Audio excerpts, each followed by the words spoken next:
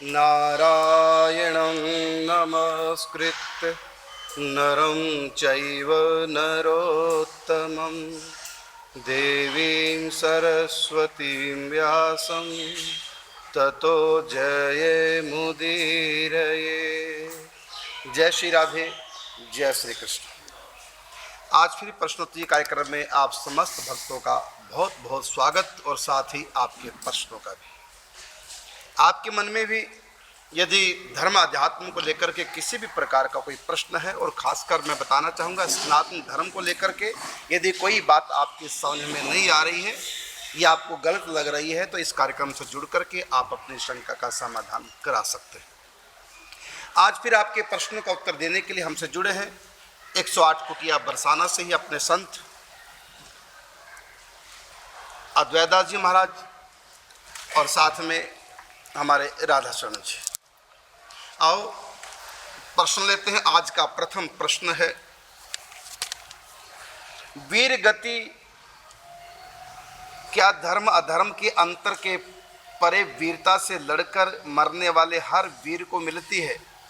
क्योंकि आतंकवादी भी यही मानते हैं कि मरणोपरांत जन्नत जाएंगे। राधा शरण जी, वीर गति किसको मिलती है? क्योंकि इनका कहना है आतंकवादी भी यदि युद्ध में लड़ते मर गए, वो कहते हैं जन्नत जाएंगे। और गीता में भी कहा है अर्जुन से, धर्म युद्ध में जो मरता है उसको स्वर्ग की प्राप्ति होती है। तो किस आधार पर निर्णय लें? कोई अधर्म पुरु का लड़ाई कर रहा है और मर गया, क्या वो भी जाएगा? नहीं। सर्वप्रथम पूज्य श्री महाराज जी के चरणों में साष्टांग दंडवत प्रणाम, साथ ही सभी वैष्णव वृंदों को भी दंडवत प्रणाम। सर्वप्रथम तो एक जो सैनिक है, सैनिक का अपना कर्तव्य है देश की सुरक्षा करना। अब राजा ने आज्ञा कर दी तो उसको पालन करना ही सैनिक का कर्तव्य है। किसी भी देश का कानून यदि आज्ञा दे सैनिक को देता है जो तुमको ये युद्ध करना है, तो उसमें उसको युद्ध करना चाहिए, और जो युद्ध करेगा उसको वास्तव में स्वर्गलोक की प्राप्ति होगी। हतो, उसमें लिखा है गीता में, हतो वा प्राप्यसि स्वर्गम जित्वा वा भोक्ष्यसे महीम। कहते यदि तुम युद्ध में मारे जाओगे तो तुम्हें स्वर्ग की प्राप्ति हो जाएगी, और यदि कम तुम जीते रहो तो यहीं का भोग तुमको मिलेगा। तो अच्छा, जो आतंकवादी होते हैं इनको तो कोई राज आज्ञा नहीं है जी, इनको कोई राजा, किसी देश के सैनिक है जी जी जी, तो इनके युद्ध को आप क्या कहेंगे? इनका युद्ध महाराज युद्ध है कि अधर्म? बिल्कुल अधर्म युद्ध है, क्योंकि गीता में कहा गया है सबका, जैसे अर्जुन कह रहा था मैं युद्ध छोड़ के मैं भिक्षावृत्ति यानी ब्राह्मणों का जीवन जीना चाहता हूँ, भिक्षावृत्ति से सन्यासियों का। ठाकुर जी का ना ये गलत है तुम्हारे लिए धर्म युद्ध करना सही है। फिर ठाकुर जी ने प्रमाण कहा, स्वधर्मे निधनम श्रेया पर धर्मो भयावह। कहे अपना धर्म में मर जाना तुमको अच्छा है, लेकिन दूसरे का धर्म कितना भी सुनिष्ठिता कितने अच्छे प्रकार से निभाया जाए वो भी तुम्हारे लिए पाप है, लेकिन अपने धर्म में जीना उत्तम है। बिल्कुल। तो इस प्रकार से ये जो आतंकवादी है, इनको शासक की तरफ से आज्ञा तो राज आज्ञा तो मिलती नहीं है, और बिना राज आज्ञा के और किसी पे अन्याय पूर्वक किसी को कत्ल करना ये बिल्कुल पाप है। और साथ साथ ये तो जो अच्छा, कोई लड़की का अपहरण कर रहा है जी, और हमने उससे युद्ध किया जी, हम तो धर्मपुर की युद्ध कर रहे हैं। जी जी जी, एक अबला का हरण करके कोई ले जा रहा है, जबरदस्ती वो चिल्ला रही है जी, एक सज्जन आए और उसको रोका, उसने आगे से हथियार चलाया, उसने भी हथियार चलाया, अंत में ये व्यक्ति मर गया। जी जी, सज्जन मर गया। जी जी, अब इसको तो राज आज्ञा नहीं थी जी, इसने युद्ध किया और मर गया, ये स्वर्ग जाएगा कि नरक? ये भी स्वर्ग जाएगा। स्वर्ग जाएगा, इसमें तो राज आज्ञा नहीं। जी, अब महाराज श्री कुछ जो है कुछ मूल जो है कुछ धर्म से ही आज्ञा मिला हुआ है, जो प्रत्येक जीव पे दया करना, अद्वेष्टा सर्वभूतानां मैत्री करुण एवच, सब जीवों पर दया करना जीव मात्र का कर्तव्य है।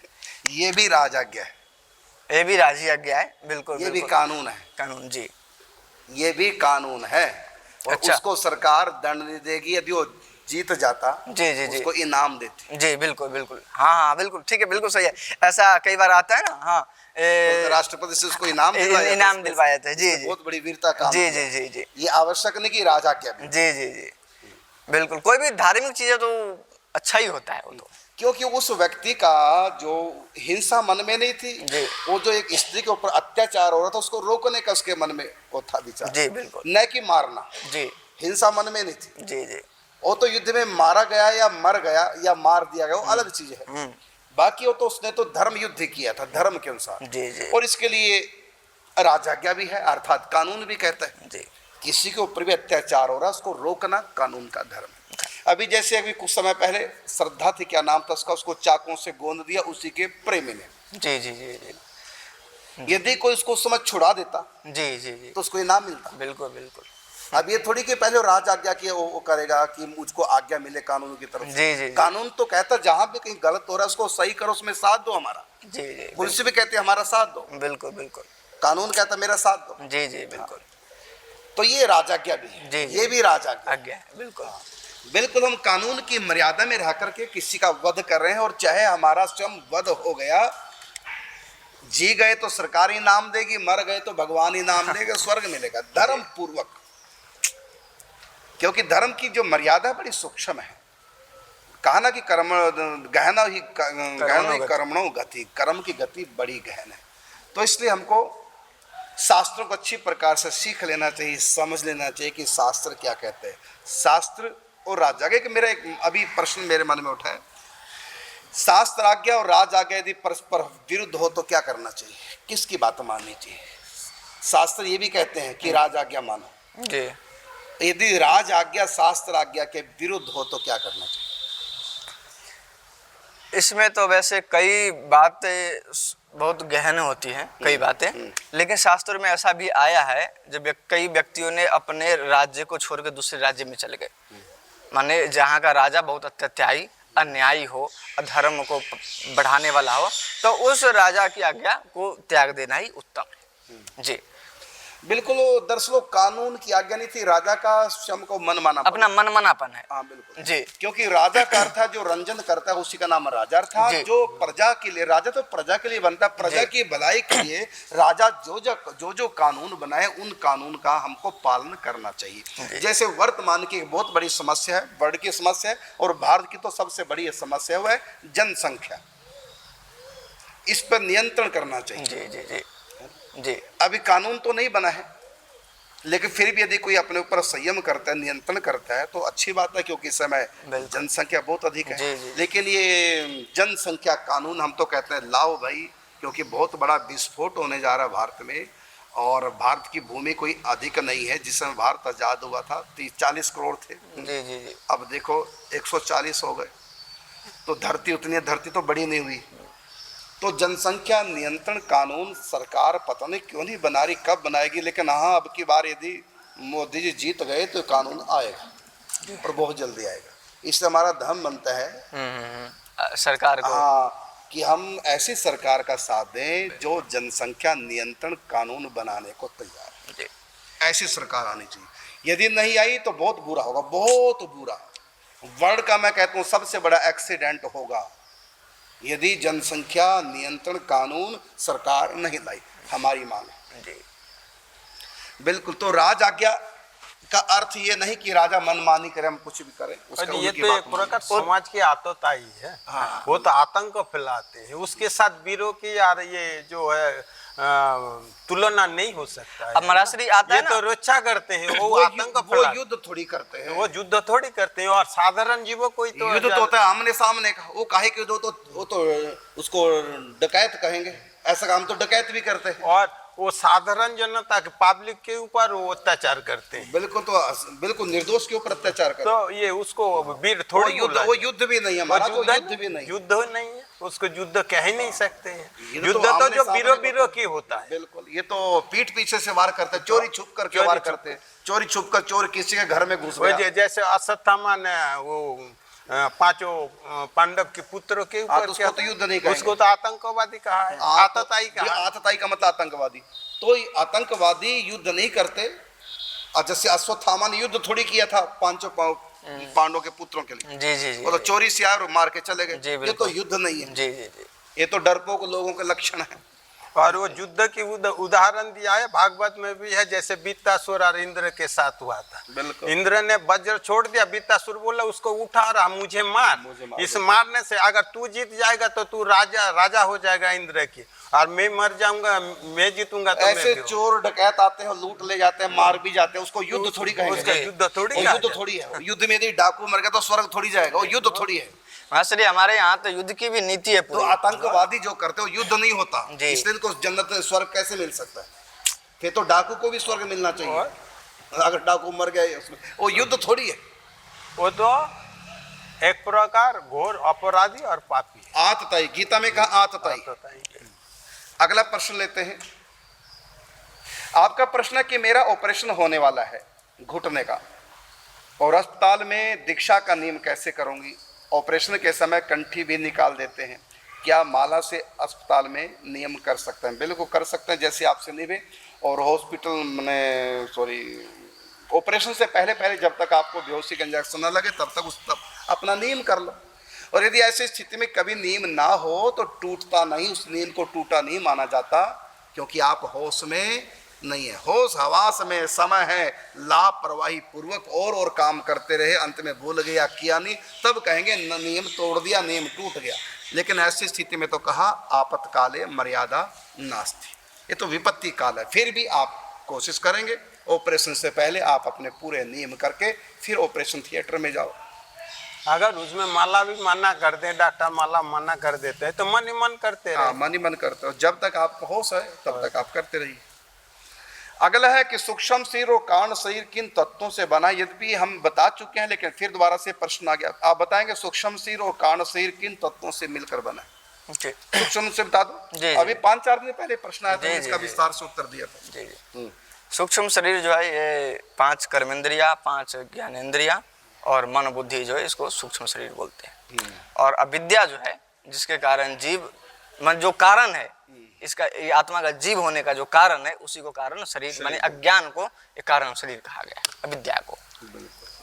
तो सूक्ष्म शरीर के जो 5 तत्व बताइए, मिट्टी जल अग्नि वायु और आकाश, ये 5 तत्व सूक्ष्म शरीर में नहीं, ये भौतिक शरीर में। सूक्ष्म शरीर के तत्व हैं मन बुद्धि चित्त अहम और 5 विषय और इंद्रियां। यह है सूक्ष्म इंद्रिय, सूक्ष्म जगत अर्थात सूक्ष्म शरीर।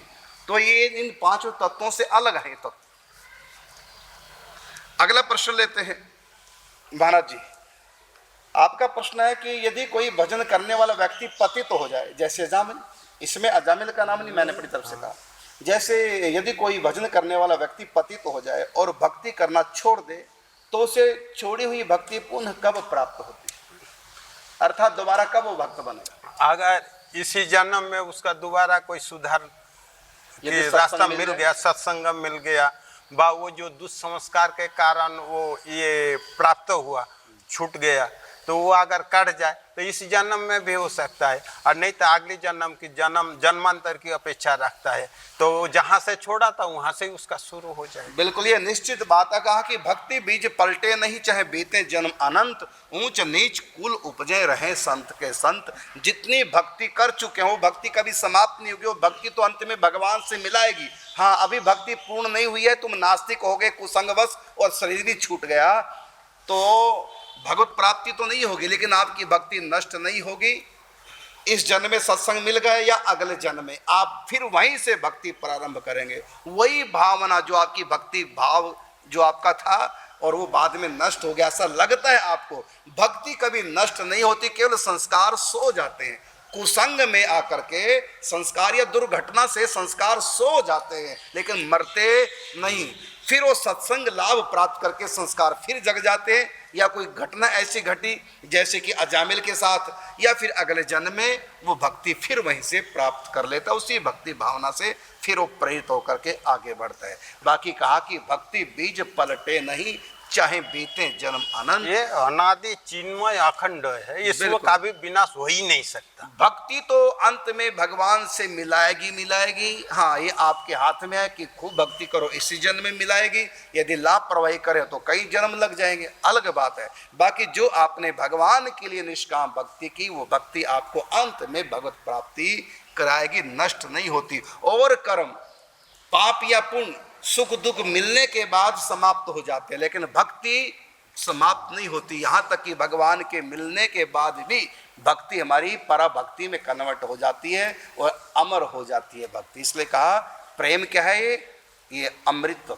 अमृत है, अर्थात ये कभी मरने वाला नहीं है। जो भी भगवत प्रेम भगवत भक्ति है, जहाँ तक आपने की, यदि आप कुसंगवश नास्तिक हो गए, दुर्घटनावश नास्तिक हो गए, फिर वो दोबारा से वहीं से भक्ति प्रारंभ करोगे, चाहे इसी जन्म में सत्संग का लाभ प्राप्त करके, चाहे अगले जन्म में, लेकिन भक्ति नष्ट नहीं। भोगने के बाद पाप पुण्य नष्ट हो जाते, लेकिन भक्ति कभी नष्ट नहीं। ये आपके प्रश्न का उत्तर है।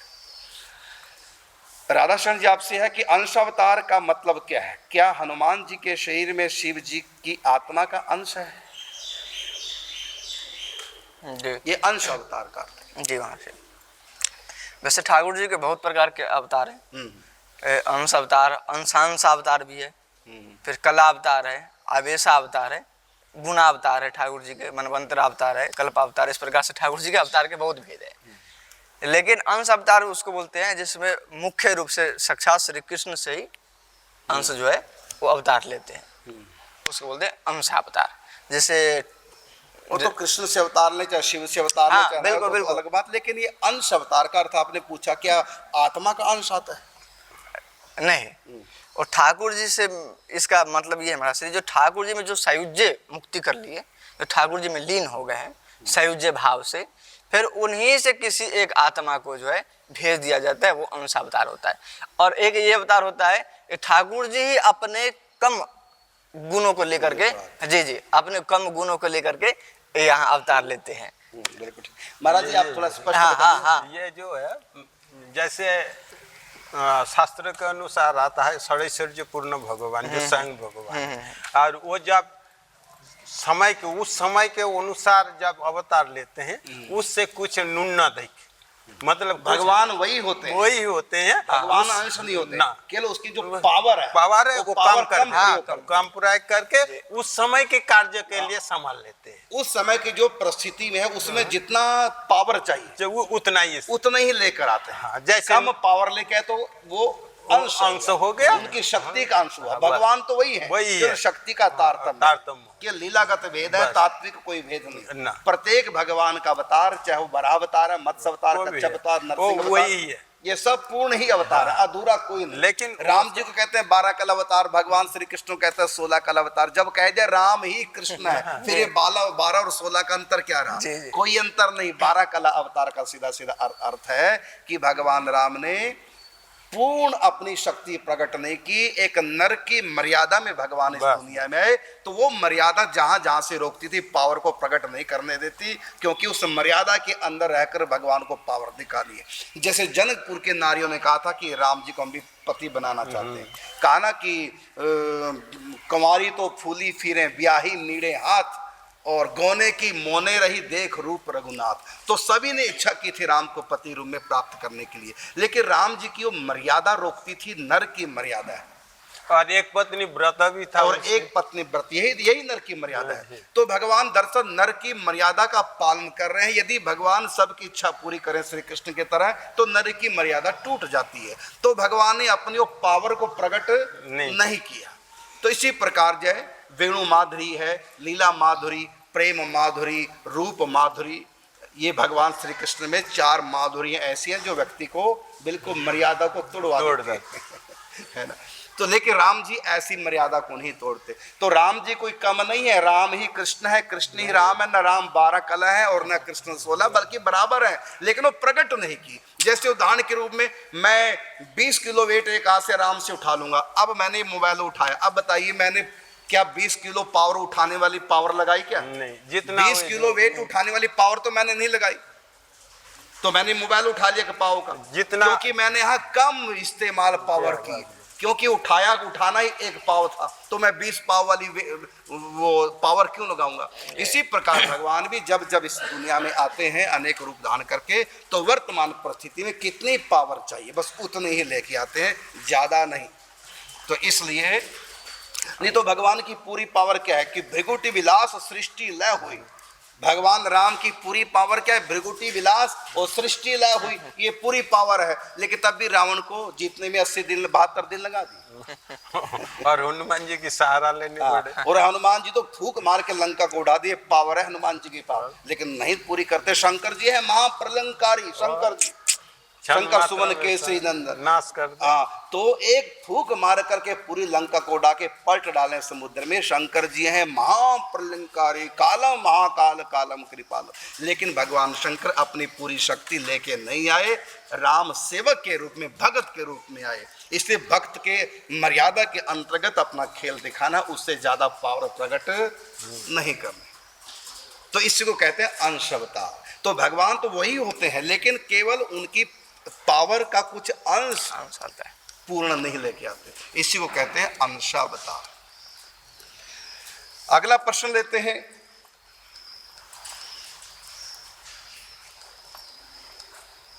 अगला प्रश्न है कि ऐसा कौन से ग्रंथ में लिखा है कि अंतिम यात्रा में राम नाम सत्य है, यह कहना चाहिए? हाँ जी, आपने पढ़ा किसी ग्रंथ में लिखा? हमने तो किसी ग्रंथ में नहीं पढ़ा, लेकिन मुझे लगता है ये लौकिक रीति है। अच्छा, हाँ, किसी, क्योंकि ठाकुर जी का नाम तो सत्य ही है ना, भले लिखा अच्छा, ना हो। अंतिम यात्रा लेके चलते समय कुछ नहीं बोलना, नहीं, भगवान का नाम कीर्तन तो करना ही है ना, तो ये तो शास्त्रों में लिख रखा है, तो उसी के अनुसार जो है ये राम नाम सत्य का लोगों ने अपना चला दिया। लेकिन वास्तव में भगवान का चलाया नहीं, ठाकुर, ये परंपरा हमारे ऋषियों ने चलाया होगा, लेकिन किसी ग्रंथ में अभी तक पढ़ा नहीं। हमारा ये राम नाम सत्य, नाम की तो महिमा है ही। और नाम की महिमा ये परंपरा चले आ रही है, लेकिन जगह जगह पर अलग अलग रूप से उसको प्रतिभात होता है। जैसे राम नाम सत्य है, ये हर जगह पर नहीं बोला जाता है। कहीं पर बोलो हरि हरि बोल भी बोलता है, कहीं पर और कुछ कहता है, कहीं पर और कुछ कहते हैं।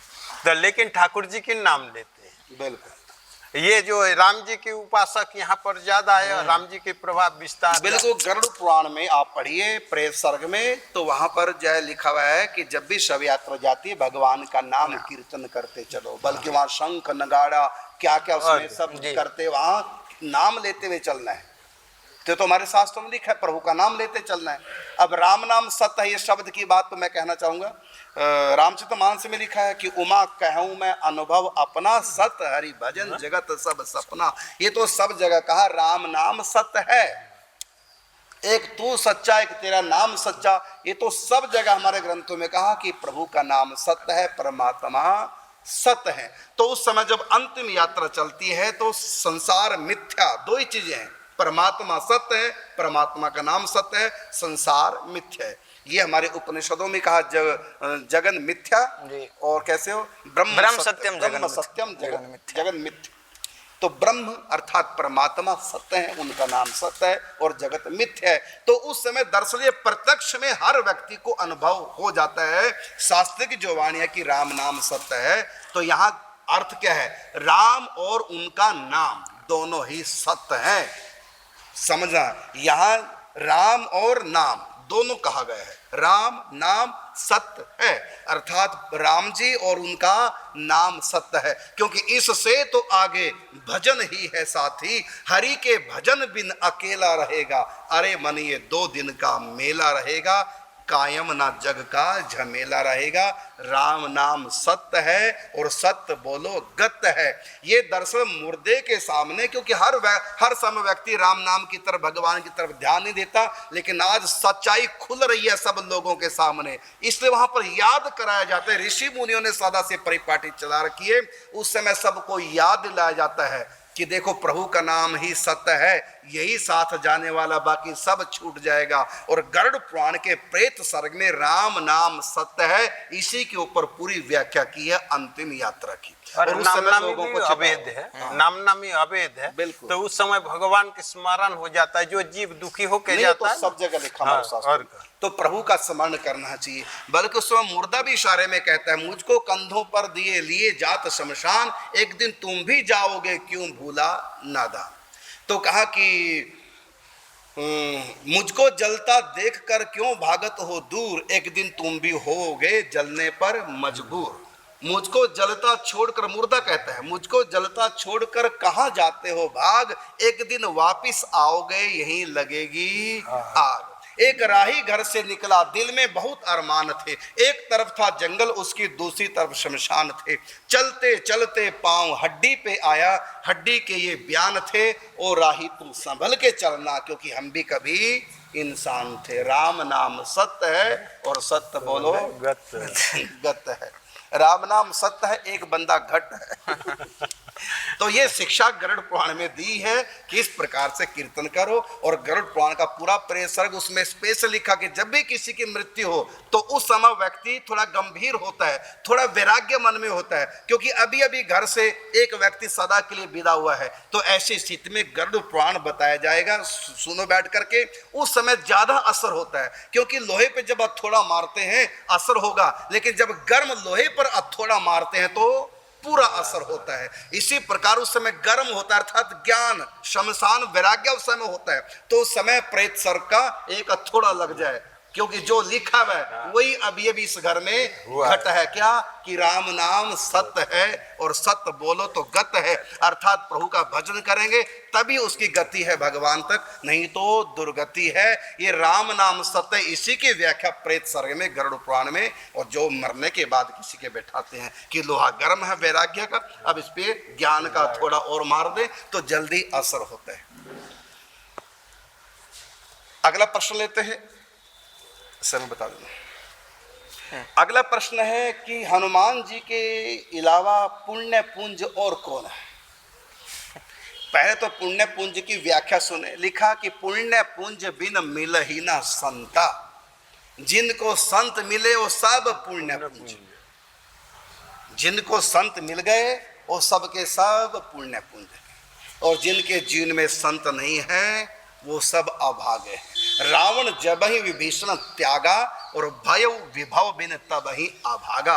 वो लंका में रहने वाला, लंका का राजा, सोने की नगरी का मालिक, पतिव्रता का पति, वफादार सेवकों का स्वामी और पुत्र भक्त, हाँ वीर पुत्र का पिता, पुत्र का आज्ञाकारी पुत्र का पिता, और अपार संपत्ति, ऐसा वैभव, देवताओं को भी बस में कर कैसा शक्तिमान रावण भी भाग्यशाली नहीं, क्योंकि रावण के पास सब कुछ है, लेकिन संत समागम हरि कथा तुलसी दुर्लभ दोए, सुत दारा और लक्ष्मी पापी घर भी होए। तो रावण को इसलिए अभागा कहा क्योंकि रावण के पास एक संत था विभीषण, उसको लात मार दी। तुरंत विभीषण ने कहा अब तू अभागा है।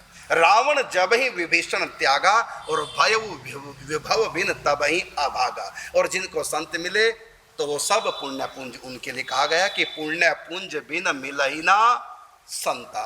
तो संत जिनको मिले हैं उन्हीं का पुण्य। हनुमान जी जिनको मिले हैं सबका पुण्य पुंज है, चाहे विभीषण को मिले हैं और यहाँ तक कहें तो सुग्रीव, यहाँ तक कि सीता जी को अपनी गलती का एहसास हो रहा है कि मैंने लक्ष्मण को कटु शब्द बोले और लक्ष्मण की आज्ञा का पालन नहीं किया, रेखा को लांघ दिया, मुझसे अपराध हुआ। लेकिन जब हनुमान जी मिलते हैं तो सुनते ही सीता कर दुख भागा। तो वहां रावण हो गया अभागा, संत को छोड़ दिया। अब सीता के जीवन में संत जब आया, हनुमान जी जब आए तो सीता कहा कि राम नाम तब सुमिर कैसे सुमिरन लागा और सुनता ही सीता कर दुख भागा। तो सीता का भी दुख किसको कहते हैं? हमारे कर्मों का फल, बुरे कर्मों का फल दुख है। लेकिन जो ही पुण्य पुंज मिले हनुमान जी, तुरंत सुनता ही सीता कर दुख भागा। तो दुख मिट गया। पुण्य पुंज ही हैं जो दुखों को मिटाते हैं और महासुख हमारे सामने लाते हैं। तो आपने पूछा कि महापुण्य पुंज और कौन कौन है? तो जिन को संत मिले हैं आज तक वो सब के सब महापुण्यशाली हैं, उनके जीवन में महापुण्य आए हैं। समय भी हो चुका है, तो मैं कहना चाहूंगा कि आपके प्रश्न भी यदि आपके मन में कौंध रहे हैं, जो उत्तर नहीं मिल पा रहा है, इस कार्यक्रम से जुड़ करके आप अपने प्रश्न रख सकते हैं। टीवी के नीचे स्क्रॉल में नंबर फ्लैश हो रहे हैं, ये नंबर व्हाट्सएप नंबर है। आप अपने प्रश्नों को व्हाट्सएप सेंड करेंगे, न कि नंबर मिला करके बात करके। यदि आप बात करके फ़ोन करेंगे तो आपका प्रश्न हम तक नहीं पहुँच पाएगा, इसलिए आप सेंड करें। तो जितने भी नीचे नंबर फ्लैश हो रहे हैं ये सब व्हाट्सएप नंबर हैं, इन नंबरों पे आप अपने प्रश्न को सेंड करें। आज नहीं तो कल आपके प्रश्न का उत्तर मिलेगा। और हमारे साथ दो महापुरुष अपने अध्ययन के द्वारा इन्होंने बहुत ज्ञान अर्जन, फिर अपने अनुभव है, फिर संत गुरु कृपा है, कृपा से जो भी जैसा भी आपके प्रश्न की सम्यक प्रकार से हम समालोचना कर पाएंगे उसके अनुसार आपका आपके प्रश्न का उत्तर। फिर भी यदि हमारा प्रश्न आपको समझ में नहीं आया दोबारा से फिर आप प्रश्न कर सकते हैं। यदि हमारा प्रश्न आपको शास्त्र सम्मत नहीं लग रहा है फिर दोबारा से आप पूछ सकते हैं, और प्रमाण यदि आप चाहते हैं तो प्रमाण भी आपको दिया जाएगा। समय हो चुका, अब आपको मिलेंगे कल, तब तक के लिए चाहेंगे आपसे आज्ञा। जय श्री राधे, जय श्री कृष्ण।